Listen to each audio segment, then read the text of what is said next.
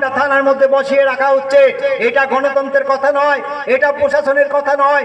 আজকে প্রশাসনিক যারা ব্যক্তি আছেন, আপনার বাবা মা প্রচুর টাকা খরচা করে, আপনার বাবা মা প্রচুর সম্পত্তি বিক্রি করে, আপনার বাবা মা আপনাকে শিক্ষিত করে, তারপরে আপনাকে আইপিএস আপনাকে তৈরি করেছে, একজন পুলিশের চাকরির জন্য পাঠিয়েছে।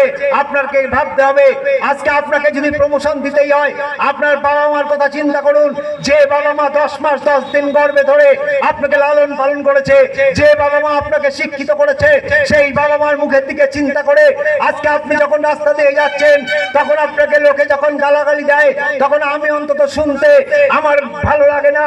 যে যতই হোক আপনারা আমাদের সমাজের অংশ, আপনারা সমাজের একজন সমাজসেবক। আর আপনাদের যদি কেউ ওই পোশাক পরা অবস্থায় গালাগালি দেয়, তাহলে আমাদের অন্তত খারাপ লাগে যে আপনার বাবা মাকে গালাগালি দিচ্ছে।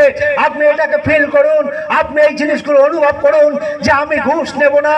আমি যারা আসছে সৎ পথে আমার কাছে আসছে অভিযোগ জানাতে, তার অভিযোগটা আমি নেব। যে আজকে আপনাদের এই জিনিসগুলো ভাবতে হবে। প্রশাসন একরকম ভাবে থাকে না। আজকে এই সরকার যাবে, ওই সরকার আসবে, ওই সরকার যাবে, ওই সরকার আসবে। অতএব আপনার চাকরি, আপনার কারোর ক্ষমতা নেই, আপনার চাকরি আপনাকে হারিয়ে দিতে পারবে। কিন্তু আপনি সাধারণ মানুষের কাছে, আপনি সাধারণ মানুষের কাছে হিরো হয়ে থাকবেন। আজকে আপনি যদি দেগঙ্গা এলাকায় যদি আপনি সঠিক কাজ করেন, আপনি যখন এখান থেকে চলে যাবেন, তখন আপনাকে সাধারণ মানুষ বলবে সত্যি ওই অফিসারটা সত্যিকারের খুব ভালো ছিল, ওই অফিসারটা সত্যিকারের খুব ভালো ছিল, পশ্চিমবাংলা এই দেগঙ্গা এলাকায় খুব ভালো কাজ করেছে। এটাই তো কাম্য, এটাই তো হওয়া উচিত। কিন্তু আজকের সমাজের মানবিকতা হারিয়ে গেছে, আজকের সমাজের মানবিকতা হারিয়ে গেছে।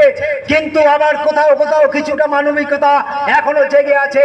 আজকে আমরা এখান থেকে যেতে যেতে যদি আমরা ওখানে গিয়ে দেখি কেউ একজন বিপদে পড়েছে, কেউ একজন অ্যাক্সিডেন্ট করেছে, তাহলে আমরা এখানে যত লোক আছি সবাই গিয়ে সেখানে তাকে টেনে তুলবো।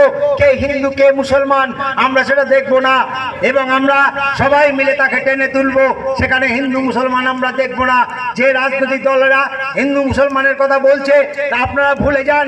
আমরা সবাই ভারতীয়, আমরা সবাই ভারতীয়, আমরা ভারত মায়ের সন্তান। এই কথা বলে সকলকে গৈরিক অভিনন্দন জানিয়ে আমার বক্তব্য শেষ করলাম। ভারত মাতার জয় হোক।